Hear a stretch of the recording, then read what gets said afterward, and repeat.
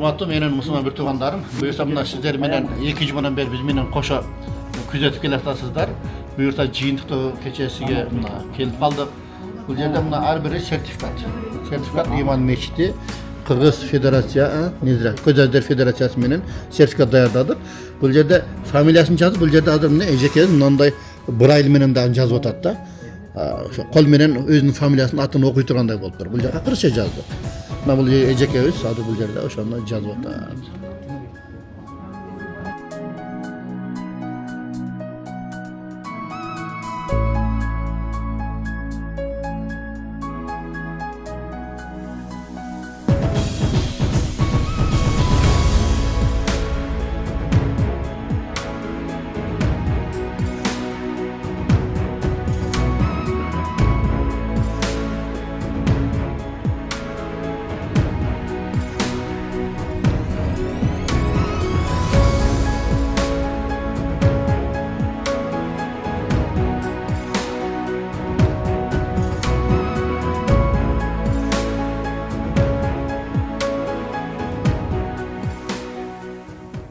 Assalamu alaikum ve rahmatullahi ve berekatuhu. Hurmatlı menen musulman bir tuğandarım.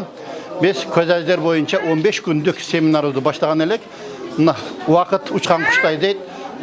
15 günde bitip kaldı. Bugün buyursa bütürü keçesinde turarız. Buyursa bugün biz her birine uşul yerde sertifikat tarqatabız. Oşol akırkı günü biz oşol kafede keşki tamak uyuşturamız. Ben sen hocam şu bete çağırdım da çok İkincisi. İkisi kitap şunda iki kitaptan buldu. Can uyrunup bulsun aralıklar açık Birincisinde bunun жақсы жағы, Rusça, Kırgızca, Arapça, üç tane. Üç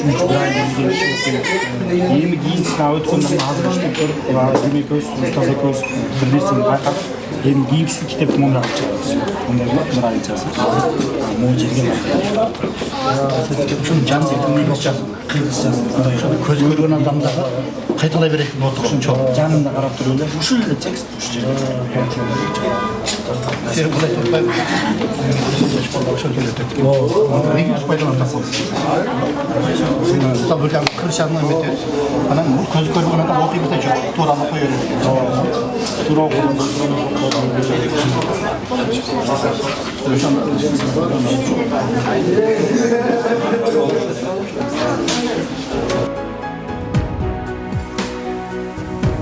Euzubillahimineşşeytanirracim. Bismillahirrahmanirrahim. Elhamdülillah ve salatu ve selamu ala Resulillah. Amma ba'd. Esselamu aleyküm ve rahmetullahi ve berekatuhu. Men bugün bir özgöçe kuvanyp turam da. Misалы sizler kelgenden beri 15 günden beri bayağı duhovный bir alamda önce bir süzüp жүрөм da. Үйгө деле saat 12-1'de barып atam. Şunçalыk sүйүнгөнүмдөн. Sүйүнгөнүм негизги себеби силердей бир туугандарыма Кудай Тааламдын мага жолуктургандыгы болду. Эң негизгиси. Мына биз 15 күн мурда баштадык эле. Убакытты карасаңыздар, учкан куштай зымырап. Бияка келиңиз, билим тахсыр. Учкан куштай зымырап өтө берет экен, мына мынтип 15 күн дагы бүттү. Буюрса бүгүн ошол акыркы жыйынтык чогуу күнүндө отурабыз. Anan biz negiz ele bunu uyuşturuğa negizgi en başında bizge sebepçi olgan oşamla bizden şu Ajikeviz. Asanbek Ajikeviz sebepçi olup oşo Braille kitabını başlaganбыз. Oşo Braille kitabı bütkönde bunu kantip biz oşo elge tarqatabız dep en birinci iş çarabız. Bu oşo 15 günlük seminar boldu. 15 günlük seminarda oşo bizden muallim sani kitabımızın betaşar oldu desek bolat. En birinci sizler okup her birin Kuday buyursa mına birden kitapты aldыңар. Buyursa anda men uşul eme boyunca sözdü Celaldin'e versem. Bizden başımızda duran uşul Celaldin ağayımız. Qanday sezimderiңер болду? Эмнелерди үйрөндүңөр? Канчалык пайда алдыңар? Кичине сезимдериңер менен бөлүшүп кетсеңер, бул уюштуруучуларга эң башкысы бул пайда болдубу? Ушул киши пайдалуу нерсе ала алдыбы? Өзүнө керектүү нерсе алып үйрөндүбү?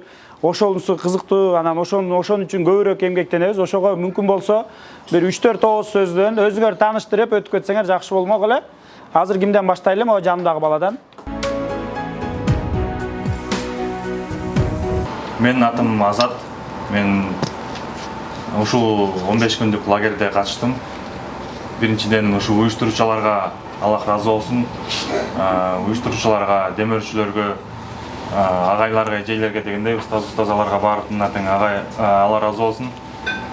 Мен мисал үчүн өзүм деле Кыргыз Азиздер Федерациясында инструктор болуп иштейм. 6 айлык курс болгондо, ошо 6 айлык курста сабак берем, компьютер, телефон үйрөтөм көз аздерге. Бул жерге болсо мен окуучу катары катыштым. Себеби мен өзүм брайльди билем, брайль окууну билем, бирок арабчасын билчү эмесмин. Арабча тамгалар кандай жазылат, кандай окулат дегендей эрежелерди, ошолордун баардыгын буюрса ушу кыска 15 күндүн ичинде үйрөндүк. Мындан кийин дагы ошол үйрөнгөн илимибизди өркүндөтүп, мындан кийин да практика кылып, буюрса Куранды толугу менен жаттаган ниетибиз бар. Иншалла. Буюрса дагы устаз менен сүйлөшүп атабыз, буюрса мындан кийин дагы сабактарды уюштурабыз да, устаз мененчи. Сабактарына катышып дегендей дагы көбүрөөк убакыт бөлөбүз буюрса.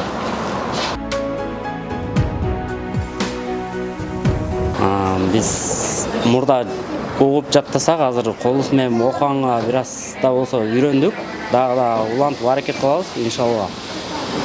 Ошого себепчи болгон Нематулла устаз, Асан ажы, Жалын маке баарына Аллах разы болсун. Бизге аябай жакты ушундай малим сана 2 китептен турганы аябай удобный жакшы экен бизге. Ошого себепчи болгон бардык инсандарга Аллах таалам 2 дүйнө мактылыгын берсин. Амин.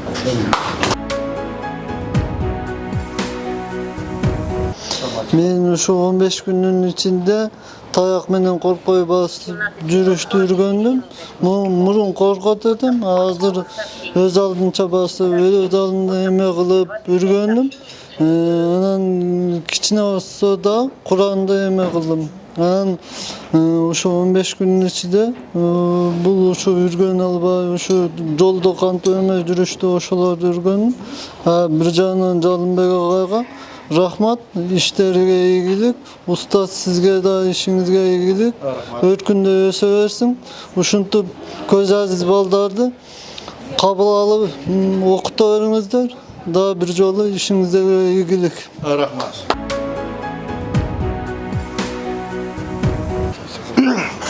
Ассаламу алейкум, урматтуу жамаат. Менин атым Мурат.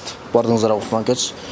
Ошол 15 күн ичинде биз малим саныны толук окуп бүткөнү жетиштик, иншалла. Арабчаны билбейт элек, арабчаны бул жака келип үйрөндүк. Мурун Темирлан ака айтмакчы, угуп жаттасак, азыр эми окуп жаттаган мүмкүнчүлүгүбүз болду. Уюштуруучулар сиздерге Аллахым ыраазы болсун, 2 дүйнө бактылык берсин. Аллахым бейишинен кылган болсун. Биринчиден Аллах Таалага чексиз шүгүрлөр, анын пайгамбарыбыз Мухаммад Мустафа саллаллаху алейхи ва салламга салам жана дуалар болсун. Атым Земфира. Ушул мүмкүнчүлүктөн пайдаланып, устаздарга биз менен иштеткем. Мен ушул Кыргыз Азиздер Федерациясы организациясында иштейм. Ушул убакыттан пайдаланып бизге жардам берип келе жаткан устаздардан Аллах разы болсун демекчимин. Анан спонсорлорго, бардык биз менен иштешип келе жаткан адамдардын бардыгына чоң рахмат. Барыңыздардан Аллах разы болсун. Ишиңиздерге ийгилик. Барыңыздарга саламатчыларбы? Саламатчылык. Менин атым Гүлназ. Мен Кыргыз Азиздер Федерациясынын директорумун. Мындай 15 күндүк бүгүн лагерибиз бүгүн аяктап жатат. Балдарга ошол 15 күндүн ичинде биз көз көрбөгөндөр кандай жашаса болот, кандай мүмкүнчүлүктөр бар, ошону көрсөтүп, ошондон пайда алса деген максатта уюштурдук. Менин оюмча көп нерсени көрсөттүк, бирок эми мындан ары улантабыз деген ойдобуз. Биринчиден ошол 15 күндүк лагерди уюштуруп, жардам берип, күнү түнү чуркап жүргөн Нематулла устаз, Рахат устазга чоң рахмат. Балдар, силерге да чоң рахмат. Баарыңарга бул силердин биринчи эмес, биринчи эле ийгилигиңер эмес. Алдыда көптөгөн ийгиликтер, силер каалаган ой максаттарыңар турат. Ошого жетишкенге аракет кылсаңар, биз ар дайым жардам бергенге, силерди колдогонго ар дайым даярбыз. Кудайым буйрса. Мындан ары дагы чоң ийгиликтерге жетишкендериңерге себеп болуп, биз ушинтип кызматта жүрө берели. Баарыңыздарга ийгилик, чоң рахмат. Баарыңар абдан кандай десем аракетчил. Ошол 15 күндүн ичинде дагы алдыга умтулуп максат койгонуңар бул дагы бир жашооңордогу бир кадам деп ойлойм. Ошол кадамыңар арыш болсун. Дагы көптөгөн кадамдар жасай берсеңер, көптөгөн ийгиликтерге жетишесиңер деп ойлойм. Баарыңарга ийгилик, алдыга койгон максаттарыңарга жетип, бактылуулукка умтула бериңиздер. Мен бул Куран курсуна Баткен областынан келдим. Мен буга чейин негизи Куранды окуп билет элем, бирок акыр күндөрү окубай койгон үчүн көп тамгалардан адашып окубай калдым эле. Бул жерге келип баарын оңдоп, баарын түздөдүм, буйруса иншаллах. Бул Малим Сани мага өтө жардам берди, себеби мен буга чейин Малим Сани жок эле үйрөнгөн болчумун. Малим Саниден көп маалымат алып, жакшы эстеп сактап калдым. Буну уюштургандардын баарына чоң рахмат. Буйруса ниет кылам, ушу Куранды жаттап, Меккеге барып, ошо пайгамбарыбыздын немесиге барып, мен ушу Куранды толук жаттап катым кылам деген ойдомун, иншаллах. Мен атым Эльвира болот. Өзүм жайлы бираз айтып берсем, мен негизи 2019-жылы Кыргыз Азиздер Федерациясында окууну бүтүргөнмүн. Бирок ага чейин мен жашоом таптакыр бөлөк болчу. Гүлназ эже, Жалалдын байкелерге учурдан пайдаланып терең ыраазычылык билдирем. Себеп дегенде ошол кезде мен жашоом 180 градуска өзгөргөн да. Мен өзүмдү өзүм кабыл ала албай, азыркы тил менен айтканда депрессия, стрессте жүргөн кыз болчумун. Анан келип 6 ай бою жашап, көзү көрбөгөндөр жашай алат деген көз караш менен өтө чоң жака өзгөргөн. Бул 15 күндүк курста болсо, мен негизи буга чейин Куранды бир аз окучумун, бирок мугалим Санин кыргызчасын аябай кыялданчумда, ушул кыргызча китеп болсо деп. Ошон үчүн кыргызчасын окудук, кыргызча котормосу менен кыска сүрөлөрдүн окуп, мен ошол жактан Маун сүрөсү мага аябай таасирленди. Азыркы күндө көпчүлүк инсандар намаз окуйт, бирок эл үчүн көп нерсе кылат, бирок башка инсандар үчүн көргөзмө үчүн депчи. Мага ушул нерсе өтө пайдалуу болду. Жөнөкөй эле канча жылдан бери намаз окуп жүрсөм дагы, дарат алып атканда мен дуа кылчу эмес экем да, жөн эле дарат алып койчу экем. Ушул нерселерди үйрөндүм. Баарыңыздарга ошон үчүн Аллах ыраазы болсун. Иншаллах бейиште дагы, акыретте дагы ушинтип жүрө берелик. Спонсорлорго, баарыңыздарга биз терең ыраазычылык айтабыз. Айтат го, пендеге рахмат айтпаган Аллахка рахмат айта албайт депчи. Биз өтө кубанычтабыз. Кыргызстанда бизге дагы ушундай мүмкүнчүлүк болгонуна чоң рахмат баарыңыздарга.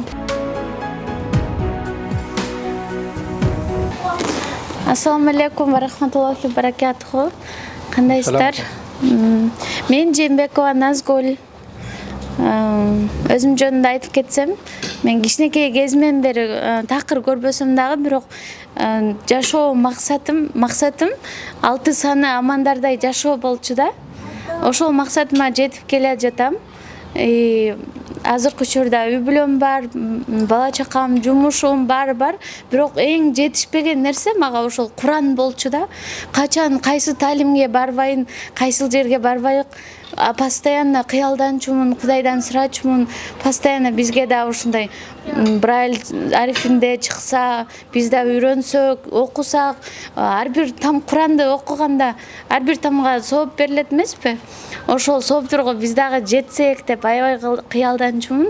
Ал эми бул жерде болсо, ушул 15 күндүк курста ошол окуганды үйрөндүк, Куранга түштүк, иншаллах. Аллах разы болсун.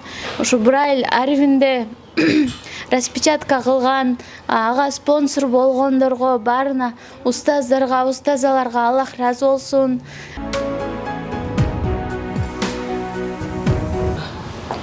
Бир жыл мурун көзүм жаңы көрбөй баштаганда мен аябай кыялданчумун.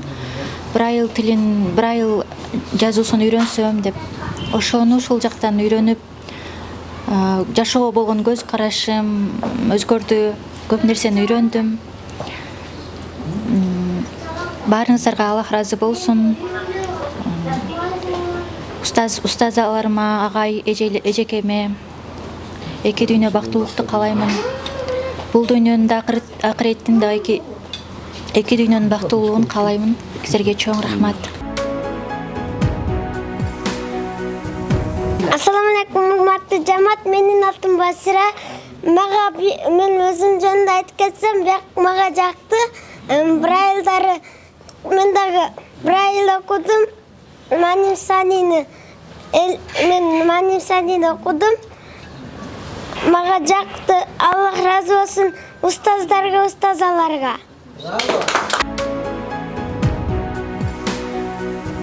Мен Калиева Айдаймын. Менде бул медресе мага аябай жакты. Ошакта мен Куранды үйрөндүм. Мен көптөн бери кыялданчым. Куран үйрөнсөм деп ушул медресеге келгенде 15 күн бою кичине болсо да арабчаны үйрөндүм. Мага аябай жакты. Кудай буйруса кийинки жылы болуп калса дагы келем. Ассаламу алейкум. Менин атым Сезим. Мен өзүм жөнүндө айтып кетсем, мен студентмин. Массаж факультетинде. Менин динге келген окуям 6 айлык курста башталган. Жалалдин байке менен жана Гүлназ эженин. Ошол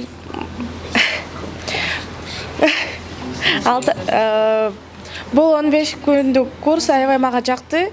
Анткени арабча тамгаларды да үйрөндүм, Маним-Санини дагы үйрөнүп, буйруса экинчи китепке өтөм. Куранды да үйрөнгөнгө аябай бардыгыңыздарга рахмат. Устаз Жалалдин байке, Гүлназ эже бардыгыңызга рахмат. Ассаламу алейкум. Мен атым Садагүл. Мен Кыргыз Азиздер Федерациясында кухня сабагынан сабак беремин. Мен буга чейин Муалим-Санини казак устаза менен үйрөнүп, ал менин сөзүмө түшүнбөй, мен анын сөзүгө түшүнбөй, мындай кеңири үйрөнө албай калганбыз. Буюрса өзүбүздөн Муалим-Сани чыкканга аябай кубанып турамын. Ошо устазаларга, спонсорлорго Аллах ыраазы болсун. Буюрса бейиште баарыбыз жамаатыбыз менен бейишке кирүүнү насип кылсын. Амин, амин.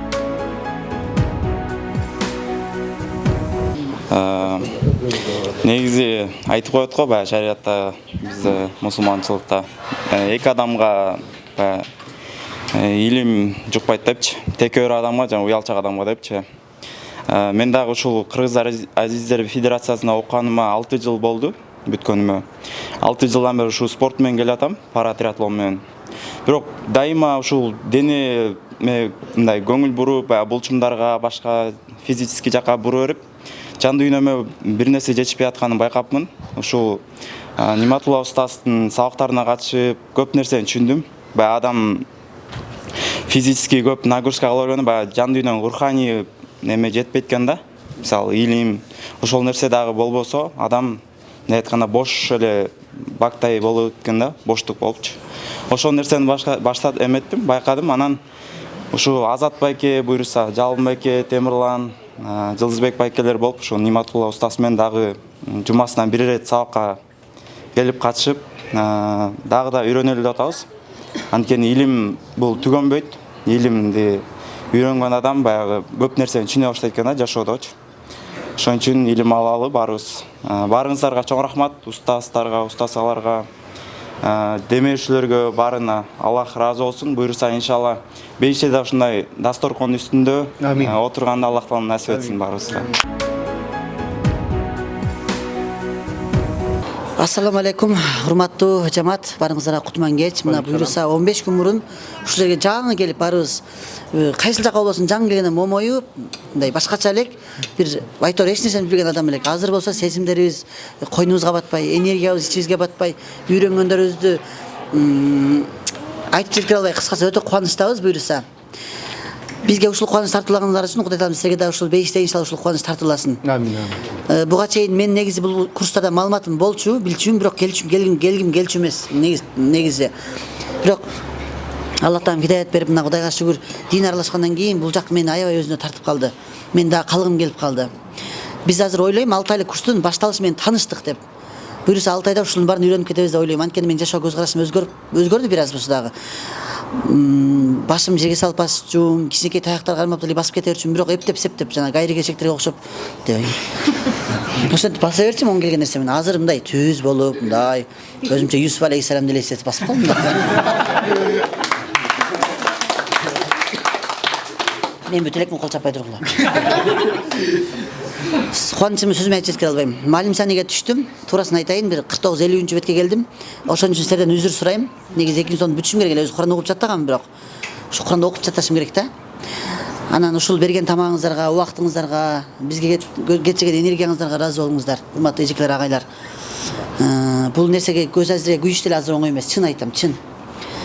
Мен эмнеге айтам муну? Бир жолу мен да ушул Земфира эжеке бир жолу барып мага дагы ушуну окуп алсаң деп калганда, койчу, бараны өзүң эле кыла берчи десем. Анда колуңан келсе өзүң орушка каччы, анда бар колуңан келсе деп койду эле да. Ошондо ойлонуп калдым эле, Кудай чын эле ушунса кандай болот экен деп. Бирок эми келип түшүнүп калдым да, бул реабилитацион центрде ошко да алып кетиш керек экен. Ассаламу алейкум, урматтуу туугандар, урматтуу коноктор. Кандайсыздар, жакшы келип алдыңыздарбы? Менин атым Жылдызбек, өзүм тааныштырып кетсем, мен дагы 2021-жылы ушу Кыргыз Азиздер Федерациясынын реабилитациялык тренингин окуп бүтүргөнмүн. Бүгүнкү күндө Кыргыз Республикасынын пара триатлон жана пара жеңил атлетика боюнча курама командасынын мүчөсүмүн. Жана Көлмө медресесинде окуп, Куранды 10 парадан ашык жаттаганмын, угуп жаттагам анда. Буга чейинки ушундай кыялданып жүрөт элем. Ушу 10 параны угуп жаттасам дагы, калаганын бир окуп жаттасам, араб тилин окуганга да керек. Мындан аркыда көптөгөн чоң максат пландар бар, ошолорго да араб тили керек. Ушинтип жүргөндө көктөн издеген жерден табылып, ушу устаздарыбыз, агайларыбыз ушундай жакшы тренингди ачып калышты. Биз дагы биринчилерден болуп, баягы ушуга катышып калдык. Абдан сонун болду, жакшы болду, полный үйрөндүк. Бул окуганыбыз бир нерсенин бүтүш эмес, мындан кийинки чоң максаттарга бир фундамент деп эсептейм. Кудай буйрса, мындан дагы чет мамлекеттерде көптөгөн араб тилин жана араб Куран илимин кеңирлетип окуп, кыргыз элибизге алып келсек, ошону жеткирсек, жана ушундай кыргыз элибизде илимдин, ислам дининин өсүшүнө салым кошсок деген чоң максаттар бар. Сиздер да дуа кылып коюңуздар иншалла. Жана ушу моменттен пайдаланып, агайларыбызга, устаздарга, спонсорлорго баарыңыздарга чоң рахмат айтып кетебиз. Асылбек койго айтып кеткендей, бүгүнкү күндө көз көрбөгөндөр эмес, керек болсо башка бир нерселерге убакыт бөлүш өтө кыйын, убакыт өтө тар. Ушундай убакытта жашап атабыз. Ушундай убакытка, кыйынчылыкка карабастан ушундай убактыңарды бөлүп, ушундай жакшы илимдерди берип атканыңыздарга сиздерге чоң рахмат. Алла ыраазы болсун. Дагы бир жолу.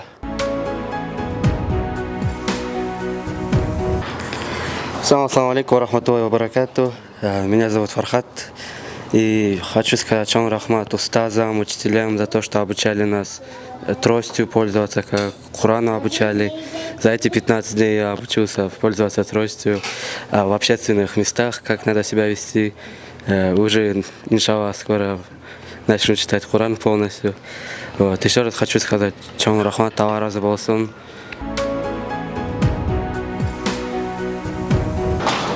Ассаламу алейкум, урматтуу жамаат, агайларга, жалпы группалаштарга терең ыраазычылык. Аллах разы болсун баарыңыздардан. Мен Жамалидин уулу Сайдырбек. Алгачкы Гүлназ Жүзбаева эжекебиздин алгачкы студенттериненбиз. 2014-жылы окуганбыз. Тростон сабак алганбыз, өз алдынча басуу боюнча. Бул тросту мен биринчи сатып алган болчумун, бирок басканды билбейт элем да. Ар бир нерсенин илимин алуу муктаж экенмин да. Илимине муктаж экенбиз. Ошол трост алып баса албай жүргөн учурда Гүлназ желер Ошко барып, бизде өздөрү барып, ушундай экзамен алып келишкен бизде. Ошол учурда бизди мындай туңгуюктан, караңгылыктан эле алып чыккан экен да. Келип бул жакта биз толук окуй албай калдык, себеби башка жакта окууга барышка муктаждык болуп, бирок 1 айдын ичинде өз алдынча басканды ушу Гүлназ эжелер өздөрү алгачкы студенттеринен болуп бизди окутушкан да. Ушуга чейин ичимде ыраазычылык айтып түгөт албайм да. Терең ыраазычылык, өз алдынча ушу канчалаган көз аздерди чыгарып келишип атат да. Дагы деле жаңы келгендер да. Могу жерде азыр жаңы келгендер бар. 10 жылдан бери жаңыларды чыгарышып атат да. Буйруса ушу Кыргызстанда бул федерацияда, көз аздер федерациясында окубаган адам калбайт го деп ойлойм да. Баарын окутушат иншалла. Анан дагы жакшы жери бунусунда өзгөчөлөнгөн жери мурдагысынан өзгөчөлөнүп, дагы мындай дини сабактарды киргизишти. Мусулман бир туугандарыбызды үйдө жөн жатпастан зикир менен алек болсун, Куран менен алек болсун деп баарын үйрөтүшүп атат да. Аллах ыраазы болсун. Ушул спонсорлорго жалпысына терең ыраазычылык. Анан мен ушу жетишкен ийгиликтерим, мисалы мамлекеттик иште ушу укалоо боюнча массажист болуп иштейбиз да. Ушуларга түзмө-түз булардын салымы бар деп эсептейм да. Ошого ыраазычылык, терең ыраазычылык. Ушундай өз алдынча үй бүлөсүнө көмөк болгон, үй бүлөсүнүн ырыскысына себепкер болгон мүмкүнчүлүгү шектелгендерди чыгарганына терең ыраазычылык. Анан бизди ушундай ушул жерлерде окутуп ушундай алып жүргөн спонсорлорго да баарыңыздарга, агайларга, устаздарга терең ыраазычылык. Аллах ыраазы болсун. Мен бирдемени кошуп кетейин дедим эле. Бул жерде мен Садырды айтам. Садыр, сен менин бактымды ачкан экенсиң деп. Эмнеге дегенде ошол жылы бул келет окууга 2014-жылы. Мени албай коюшат ошондочу. Алынбай калам ошол учурда. Бул кете турган болуп калат 1 ай окуп туруп массажга. Муну ордуна анан кийин мени алышкан да. Ошондо келип, ошо боюнча келип мени окугам ошол жылдары 2014-жылы. Ошого да айтам, молодец. Ассаламу алейкум, рахматуллахи ва баракатуху. Меня зовут Фурхат. Я, правда, чуть позже пришел, на 1 неделю позже, но бирок моя аябай жакты. Рахмат, хочу сказать, чоң рахмат устаздарга, Гүлназ эже, Джавадин агайга. Мне очень все понравилось. Я научился читать на арабском, узнал Куран поближе, научился правильно читать намаз. Надеюсь, Аллах иншаллах, Аллах облегчит ваши испытания, чтобы у вас все было хорошо, иншаллах. Всем хорошего отдыха.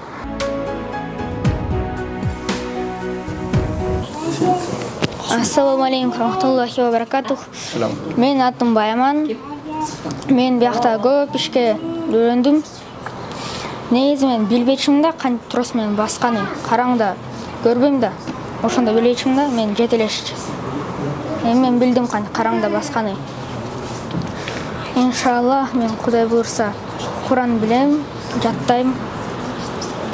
Анан мага окуган жакты. Чоң рахмат устаздарга, устазаларга. Ассаламу алейкум ва рахматуллахи ва баракатуху. Баарыңыздарга Аллах Тааланын жакшылыгы менен, баардыгыңыздар менен Аллах Тааланын мээрими менен, жакшылыктын жакшылыгы менен ушул Аллах Тааланын илим алып, ушунча жыл илим алдым эле. Ушундан кийин илимимди ушунчалык авариядан кийин ушундай болуп калдым эле. Аллах Таалам ушунчалык жакшылыктын жакшылыгын берди. Аллах Таалам ушундай илим ал деп Аллах Таалам илим берип атат. Аллах кандай кадыр зат, Аллах Таалам кандай мээримдүү зат. Ушул агайымды да көрөт элем дедим эле деп ойлогон эмес элем. Аллах Таалам да алып келип ушунчалык илим берип койду. Жараткан Аллах Таалам кандай кадыр зат. Баарыбызга жакшылыктын жакшылыгына жеткирип атат. Эми Аллах Таалам ушу баарыбызга илимге жеткирсин. Ден соолукта кылсын. Баарыбыз түшүнөлү иншалла. Баарыбыз жакшылыктын жакшылыгында гана бололу. Ассаламу алейкум ва рахматуллахи ва баракатуху. Ассаламу алейкум рахматуллахи ва баракатуху. Ва алейкум салам. Мен Сартов Таалайбек Чаткалбаевич. Мен мурун ушу Жалалдин менен Гүлназ ушундай тренингдик ачып алып окутуп атат дегенде башында айтчу эле элдер. Айтканда бар окуй көрчү өзүң деп коет элем. Мен үйдө басат элем да өзүм ээн эркин. Анан ошого үйдө басканым эле каниет алып жүрө берчү элем да кеп начыгы. Анан ушу ары бери чыкканда кичине кыйналат элем да. Мисалы райцентрге барганда кыйналат элем. Анан ошол кыйналбаш үчүн деп келип ошо Гүлназ Жалалдин экөө чалып, анан ошондон келип окуп атам ушул 15 günlüktü. Turus menен baskanды үйröndүk inşallah. Geçe жақсы Байынтөдөн басып отабыз. Барыңарга Алла разы болsun. Гүлназ Жалалдин устаз, сизге де рахмат. Монтип бизди роднойлорум деп келип бизге көңүл буруп атасыз. Барыңызга Алла разы болsun. Демеушілік қылып китеп шығарып өдіңер. Китеп шығарып бізді монтип қарап отқандар, қаржы бөліп беріп отқандар, сілерге де рахмат. Баяғы күректің артынан күрмек су ішет дейбі. Анысы қандай біз ошол күректің артынан күрмек су ішіп отқан жандарданбыз. Ошол сілерге де Алла разы болсын барыңарға. Ошол мен айтарым рахмат.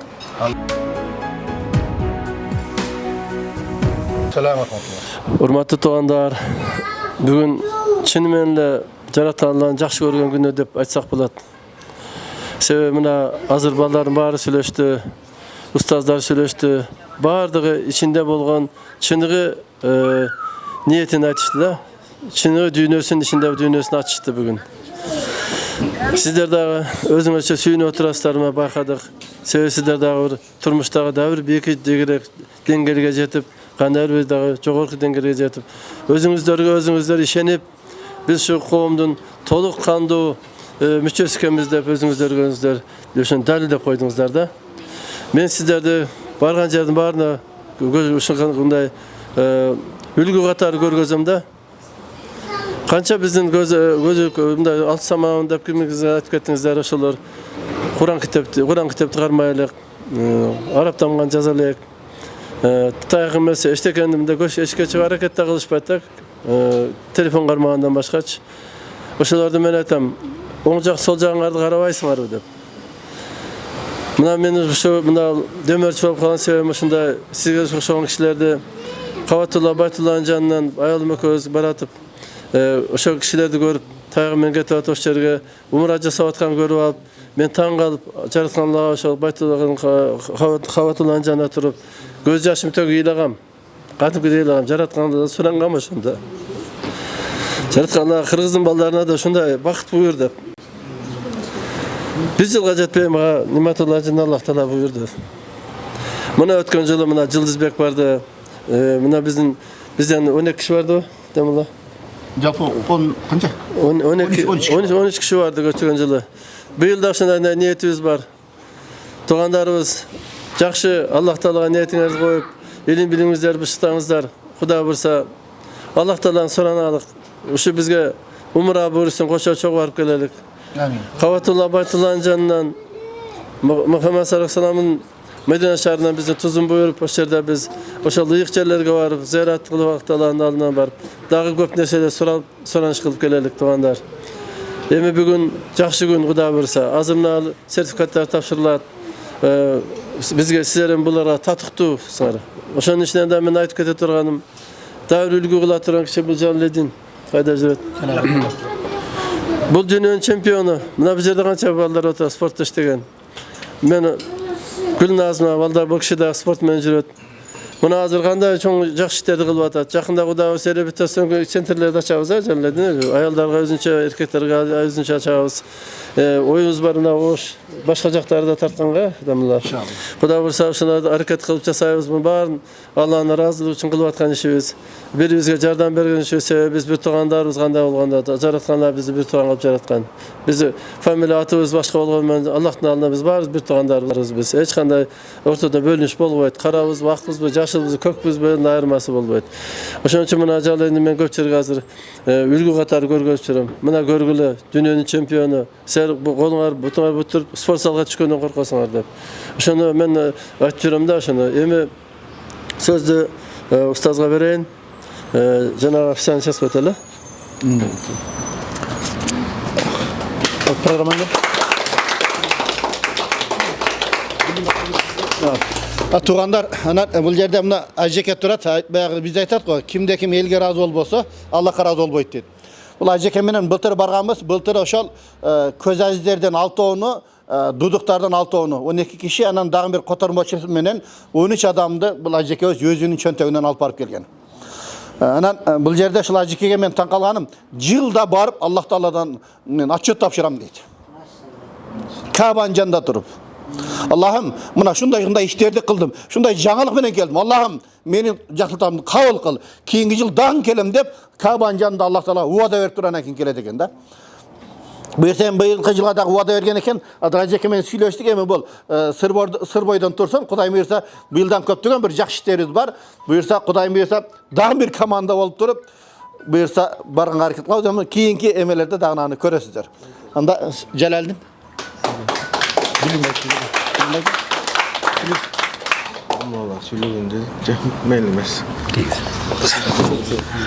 Бисмиллахир-рахманир-рахим. Урматтуу эжелер, карындаштар, апалар, эжелер, байкелер, инилер, бардыңыздарга Алла разы болсун. Аллах Таала жашооңуздарга, өмүрүңүздөргө береке берсин. Адамга аралчык айта албаган, Аллага да аралчык айта албайт дейт. Байке, сизге Алла разы болсун ушунун баарын. Мен ушул жашоодо көп жакшылык кылып, акчасы көбөйгөн адамдарды көрдүм, бирок кедей болуп калган адамдарды көргөн жокмун да. Аллах Таала канча Алла жолунда жумшай турган болсо ошончо көбөйтүп берет экен да. Аллах Таала жашооңузга, өмүрүңүзгө ырыскы берсин. Кыргызда мындай макал бар: сен менин көңүлүмдү алсаң, өмүрүмдү бергенге дайыммын дейт да. Көңүлүмдү ооруттуң, жүрөгүмдү талкаладың. Эми өмүрүңдү берсең дагы сен менин көңүлүмдү ала албайсың дейт да. Көңүл бардыгынан өйдө турат экен да. Устаз ушул жерде барыңыздардын көңүлүңөрдү алып, үй бүлөбүзүн таштап, ушул жерге кызмат кылып аткан устазга Алла разы болсун. Аллах Таала жашоосуна, өмүрүнө береке берсин. Мен өзү негизи устаздардан бир 3-4 эле устазды угам, мындай сөзү таасирлене турган. Ошолордун арасында мындай дерскай сүйлөй турган, жеткиз сүйлөй турган устаз бар. Ошо силерде мындай тың уюштура турган, жөн эле бир эле жол таштап койбой турган устазга туш келдиңер. Бул дагы Алланын чоң неаматы. Устаз, сизге Аллах Таала жашооңузга, өмүрүңүзгө береке берсин. Кудай бурса келечекте да көп жакшылыктарды кылабыз деген ойдобуз. Эми аз байлар менен барып отурсаң оюң бузулат. 100 гектар жер сатып алдым, мындай кылдым, тигиндей кылдым, аз кыжалат болуп келатам да. Кедей байга жетсем дейт, бай айга жетсем дейт. Мен сиздер менен отурганда бир жүрөгүм жумшарат. Аллага болгон бир неамат, Алланын шүгүрчүлүгүн эстеп, сиздерге көргөндө келгенде билбейм, ушундай жүрөгүм мындай эзилип башкача болом да. Мына Гүлнас эже бул жактан айтып атса, менин шакирттери басканды үйрөттү деп атса, Ила кызы келип жүрөгүбүз элжиреп турат. Жалайдин мырза, көзү көргөн нечен деген байлар бар. Бирок аларга да Алла мүмкүнчүлүк берсе жакшылык кылат экен да. Бербесе каяктан жакшылык кылат. Аллах Таала бул жашоого айткан: мен жиндер менен инсанды жараттым бир гана максатта дейт. Ибадат кылыш үчүн дейт да.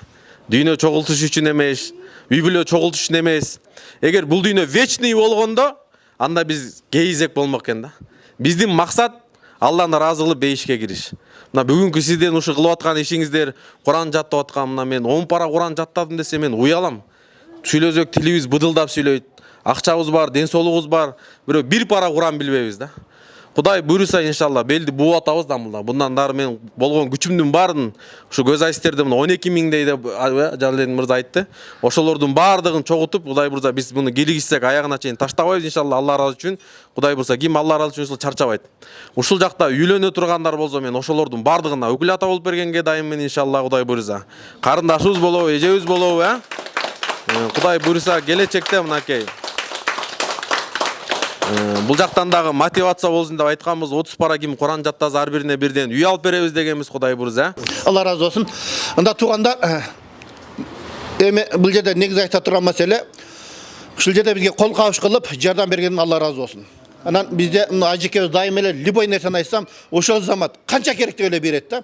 Ушул сапарда башкалар да шериктеш болсун деп ажекеге айткан жокмун да мунучу. Ажеке айткан жокмун ушул көз айдердин 15 күндүк семинарыбыздычы. Башкаларга дагы бөлүшөйүк. Башкалар дагы ошо соопко шериктеш болсун деп мен ата айткан жокмун. Ошо жыйынтыктоосуна чакырайын дедим да. Бирок ошо жыйынтыктоосуна чакырайын десем дагы жөн келбей бир умра көтөрө келиптир.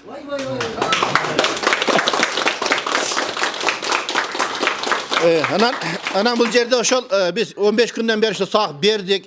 Ушул жерде сакка катышканы, аракети, адеп аклагы, жүрүм туруму, өзүн өзү алып жүрүүсүнө мындай көңүл бөлүп туруп, ушул жерде жамаат менен биз четиштик. Садырдин мырзага умра. Садырдин кел. Садырдин. Садыр кел эми. Sol жактан келе бересиң.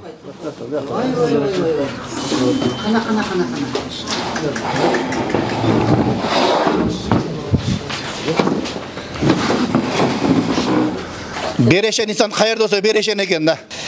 Бирок Аллахтан сурасаң жетиштүү деген сөздүн акыйкаты да. Бир туугандардан булардан сурасак жөнөтөт эле да.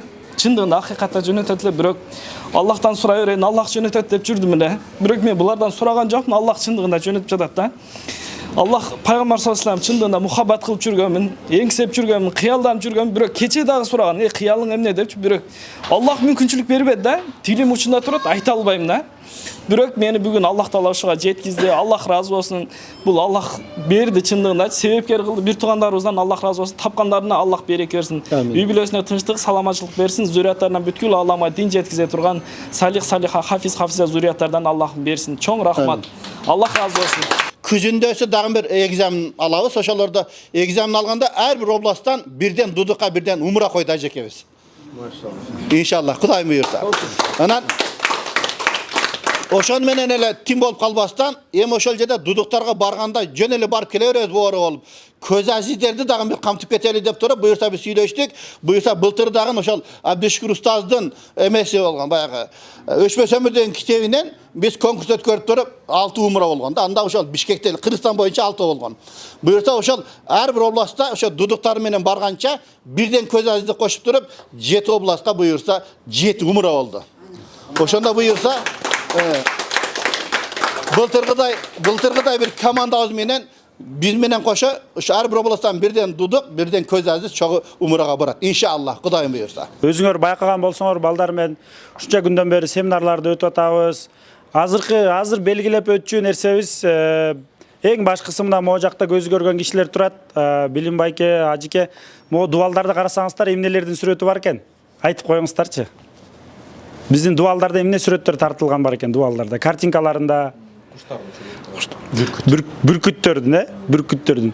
Биз жана башында өткөндө эле, биз силер азыр могу жерде отурганыңар 15 күн семинар өттү. Эми ушул жердесиңер, силер ошол жанакы бүркүт семинарын өтмөй унута элексиңер, бүркүт болууну, Ошол уядасыңар балдар.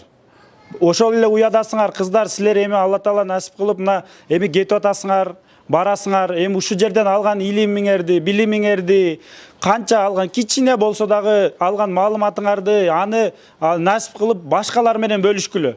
Эч качан адам эч качан байыбайт, пока бөлүшкөндү үйрөнмөйүнчө. Биз бөлүшкөндү үйрөнүшүбүз керек. Колуңардан келсе убактыңар менен болбосо жөн гана эмгек кылып берип койгула. Эмгек менен болбосо жөн менен советиңер менен акчалай жардам бере алсаңар, акчалай жардам берип, кандай неде болсо дагы жардам бергенге аракет кылгыла. Анан эң башкысы бул, мен өткөндө деле айтып атам, эң башкысы бул Алла Таалага ишенүү, пайгамбарыбызды сүйүү, ошол эле учурда өзүңөр аракет кылышыбыз керек. Мына билем, көзү көрбөй жашоо, көзү көрбөй туруп жашоо жеңил эмес билбеген кишиге. Жашоонун жолун билбеген адамга жеңил эмес, ал кыйын эле жашоо. Ал кыйналасыңар, караңгылыкта калып каласыңар, башка кыйынчылыктар болот. Анын баарын эгерде биз ошон эле трагедия, ошон эле мындай жашоо бул кыйынчылык деп эле отура берсек, жашообуздун баары кыйынчылык менен гана уланат. Мына мен ошол бул сөздү постоянно эстеп жүрөм, потому что мен өзүм жаңы көрбөй калып, англис тилин үйрөнүп, Америкага барганда англис тилде бир китепти ачып окудум да. Бир китепте 4 сүйлөмөгө мага жетиштүү болду да, жашоонун маңызын кошо түшүнгөнгө, өзүмө болгон мамилени ошол китепте жазып коюптур. If you think your life is disaster and catastrophe, бул дегени, эгерде силер өзүңөрдүн жашооңор, өзүңөрдүн көзүңөр көрбөгөндүгү, бул силер үчүн трагедия же бул катастрофа, бул кыйынчылык десеңер, жашооңор ошондой болот дейт.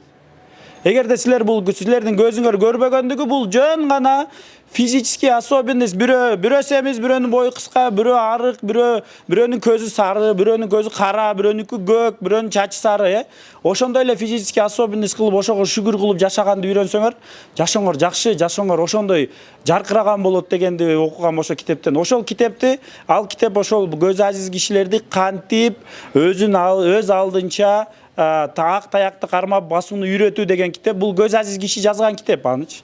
Ошол китепти мен окуганда биринчи ошол 3-4 сүйлөмө эле жетиштүү болду да, түшүнгөнгөчү. Анан ошодон баштап мына 2015-2016 бери Гүлназ азыр жубайым болуп калды. Балабыз бар могу жакта, шоктонуп жүргөн бул биздин балабыз Умар. Ары ошол биздин уулубуз. Ошодон бери ошол бул келинчегим да биздин экөөбүздүн оюбуз бир жерден чыкканына байланыштуу бул жеңилирээк. экөөбүз кошо иштеп, эгерде мен чарчаганда бул дем берет, бул чарчаганда мен дем берем, ошентип аракет кылып бөлүшүп эле келип атабыз. Бөлүшүп эле аракет кылып келип, мүмкүнчүлүк болсо мына канча ушунча жылдан бери проекттерди жазып, проекттер менен иштейт, биякта гранттар менен иштейт дейт.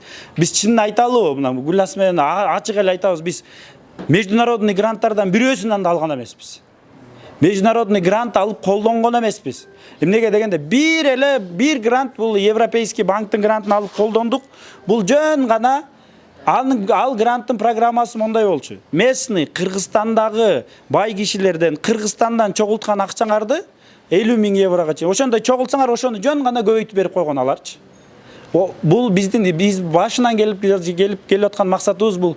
Биз ар кимден суранып, ар кимден жалдырап, бизге жардам бергиле эмес. Биз өзүбүз аракет кылып жардам берип келе беришибиз керек. Убактыбыз барбы? Бар.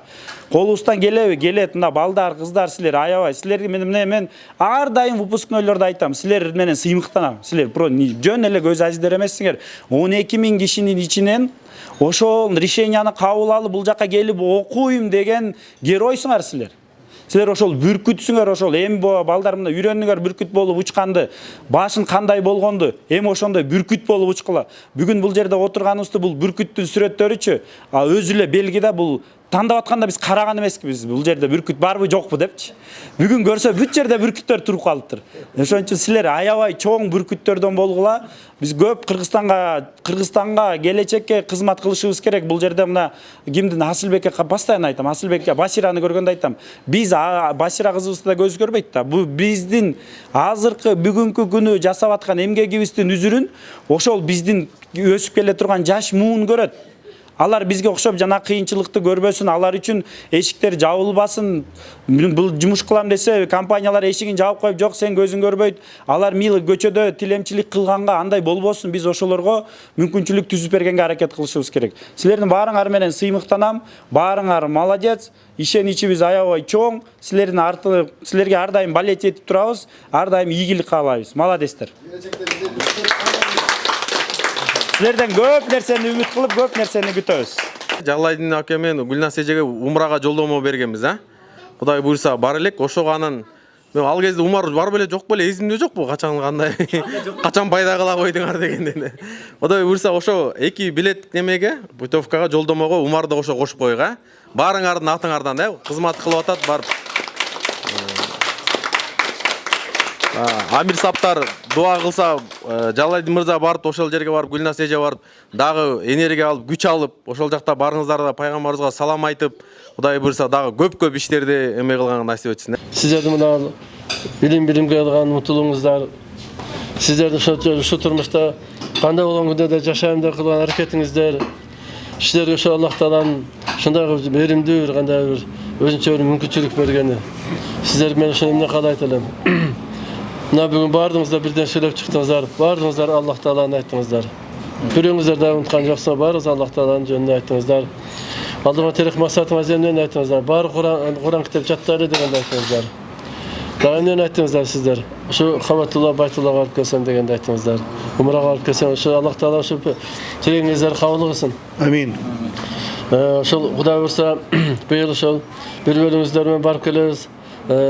Кийинки жылдарда сиздер менен ошондой жолугуп, жакшы ошо ибадаттарды аткарып, жакшы иштерди аткарып, дагы ошондой Аллах Таалага ошондой жага турган нерселерди аткарып, бактылуу өмүр сүрүп Аллах Таала сиздер дагы ошо алдыңызга тилек максат жетиңиздер, үйлүүлүү болуңуздар, жакшы жерден жолдошто болуңуздар, жакшы жерден бизнестерди ачып алыңыздар, өзүңүздөрдүн оюңуздарды калгандай ойлооңузда кандай бир эмеңиздер болсо ошонун баары жаракталып буйруган болсун. Амин амин. Раббана атина фид дунья хасана ва рахматик. Аллаху акбар. Амин Аллаху. Бисмиллахир-рахманир-рахим. Насилер билесиңер барыңар, мына биз семинарыбызды жыйынтыктап, азыркы эң акыркы бөлүгүнө келдик. Бул ошо сертификат тапшыруу бөлүмү деп коебуз. Эми негизи башында эле биз айтып келгенбиз, силер бүркүт болгула деп. Анткени биздерде ошол жанакы 6 айлык мөөнөттү биз тандаганыбыздын негизги себеби бүркүт 30 жашка чыккандан кийин өзү бир кыйынчылык жолду тандап алат экен дагы, өзүнүн ошол тумшугун сындырып 3 ай чыдайт экен сабыр кылып. Тумшугу кайра өсүп чыккандан кийин кайра ошол өзүнүн ошо тырмактарын сындырып дагы 3 ай, 6 ай дегенде кайра жаңы başlanıp daha 30 yıl, 60 yılga çeyin yaşaydı eken. Эми бул жерде ошол биздин бул жаңы жашообуз. Ошол себептен биз 6 айлык мөөнөттү тандап, ошол эмени өткөрүп келишкен, эмени реабилитацияны. Эми ошол себептен бизде сертификатыбызда дагы мындай бүркүттүн сүрөтү бар негизи. Атай ошого биз бүркүттөй болушубуз керек деп бүркүттү койгонбуз. Бул да болсо Кудай Тааламдын буйругу экен. Биздин бүгүн ушул жерде келтип тапшырабыз деген жерде дагы мындай бүркүттүн сүрөтү бар экен. Subhanallah, qarasаңыздар, Allah Taala'nın bir buyruğu da. Bu jagdagı bürküt eken, tör jagын qarasаңыздар, бул жакта дагы bir bürküttün сүрөтү турат. Бул дагы болсо эмне? Bir жакшылыктын жишаны деп койсок болот да. Кудай буйрса силер келечектеги бүркүтсүңөр иншалlah. Кудай буйрса. Анда ошону тапшырууну баштай берели. Бул жерде биз атайын өзгөчөлөндүк. Биз ошол эменин ар бир адамдын аты жөнүн орусча тамга менен дагы жаздык. Андан кийин Брайль менен дагы жазып койдук. Ар ким өзүнүн фамилиясын ошо Брайль менен окуса болот. Анда азыркыбыз эң биринчи Калиева Айдай дейт. Ошо кызга жеткиз. О наркы. Экинчи сертификатыбыз Калбаев Тыныбек. Mana. Şu жерде. Бияқты. Калбаев Тыныбек карма. Allah razı olsun. Andan keyingi Kamçıbekov Dastan. Evet. Kim? Nödölet. Dastan'a. Turar, aşal yer alıp barıp beret. Andan keyingi ise Nurkamil oğlu Asılbek.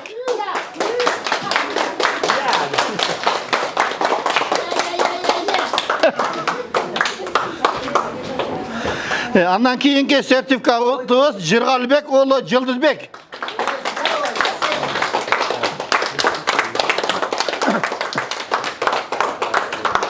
Andan keyingi sertifikatımız Samarbekov Bayaman.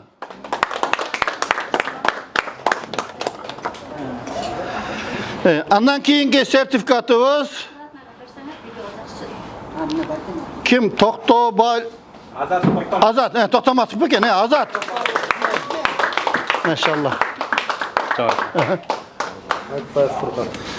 Andan keyingisi Aytbayev Furkat.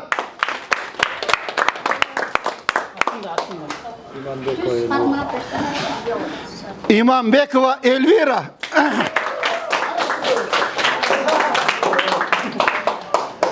Nurkamilova Basira. Kim? Basira. Hadi Barat kızım. Hadi. Basira'nı tarsan Basira'nı. Mana Basira geldi kızım. Mana. En kiçindeki kızımız maşallah. Ondan keyingisi Mamayev Askat. Bilal Tasır.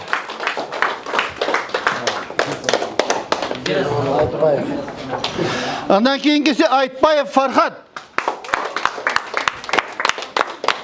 Furkat'ın tügoyu Farhat. Alicanov Marat. Maşallah. Şimdi bir karasam. Bismillah karma. Tartıp koyalım. Allah razı olsun. Jamaldin oğlu Sadır. Umra. Ondan keyingisi Canakı Umra saparını algan Jamaldin oğlu Sadır.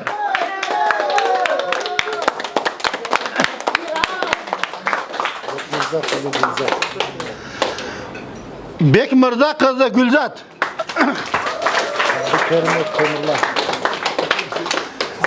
Abdülkerimov Temirlan. Maşallah. Temirlan.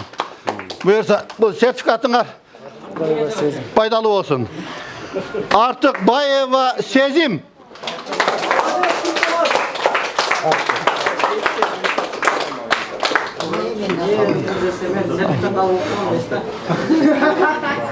Andan keyingisi bizden aşağı Alıskı regionlardan kelgen Sartov Talaybek.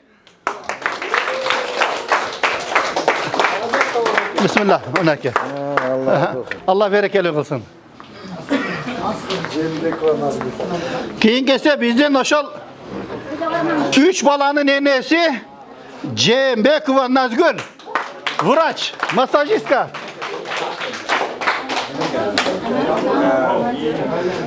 Andan keyingisi Abdurrahmanova Ayşe.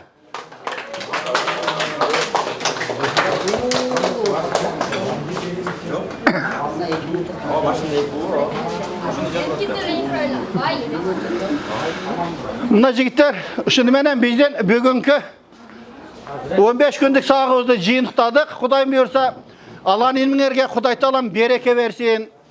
Anan uşul жерде mına bizde uşul жерде konoktop mına bir de tatlılarda bizge belek kılıp bizde konoktagan uşul kafenin jetekçilerine dagın ıraçılık bildiremiz.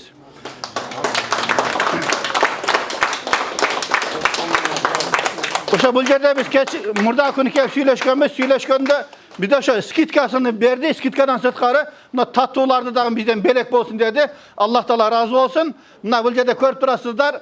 Bul ağabeyimizin atı bul Baymurat eken. Ошол жерде. Бул жигитиңиздин аты Мехмет экен. Ошол жана Түркиядагы Ванды кыргыз бир туугандарыбыз. Булар ортодо ушул биздин кафени ачкан экен.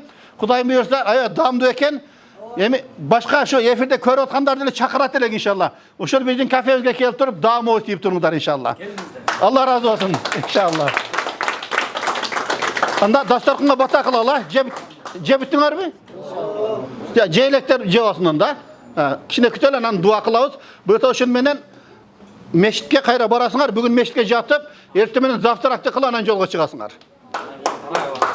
Kudayım buyursa. Adı bu yerde oşal emenin. Bu jigitimiz dünyanın 3. yoluk şampiyonu. Emi bu anan emege dak Everest'ten çıkıp geldi. Anan anneli arjağında belki düzdeden dağ oşal ne? Prizyor. Aziyanıkı. Kudayım ete. Bular şol ne güzel mına biz köylükle çıkıp, bu ondan aşık memleketke çıkıp geldir. Altsan aman adamlar çık albaydı. Bu şol memleketlerge çıkıp, bu yerde dağın bir jigitimiz var. Yıldızbek degen. Bu dağın şol eme boyunca Yıldızbek bu dağın şu triatlon boyunca anlar jağındagı mına Dastan degen jigitimiz. Bu dağın şu sportun çevirlerinden. Tüm bastan dalbastan hareket kılatat, Kudaga şükür. Demek başkalarına bu misal eken de. Mına men dele kadimki adamın kadimki jaşayman dep turup başkalarına kem kalışmasdan şunday bir köptögen iyigiliklerdi jaratıp atat. Anda dastakına bir bata kılalı jigitler. Kana amin. Elhamdülillahillazi at'amana ve sakana ve cealena minel muslimin. Kuday Taalam bereke, iman, insap, ıntımak versin.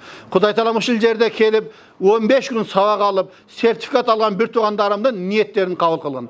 Gelecekte Kırgız elibizge, Kırgız jeribizge paydalı bir dokumentlerden bolsun. Kuday Taalam hazır özüňөр uşul jerde sabak gelecekte dagın özüňörge okşogan uşul közasiz bir tuğandarыбызга dagın köptögen jakşylyktарды körsetip karaňlyktan jarık alıp çıga turgan dokumentlerden bolsun Kudayım nasip etsin. Uşul jerde mına bizde konoktop jatkan uşul kafenin jetekçilerinin dagı niyetin tilegin Kuday Taalam kabul kılsın. Kuday Taalam daima Kırgız elibizden, Kırgız jeribizden, ayrıca İslam dinimizin hizmetinden Kuday Taalam hiç kaçan ajratmasın. Rabbana atina fid dunya hasana ve fil ahireti hasana ve qina azaban nar bi rahmetike ya erhamer rahimin. Çok rahmat. Allah'ın ilimlerine razı olgular. Sizden de Allah razı olsun böyle. Zaten kılsan kıldınızlar bunlarda. Selam.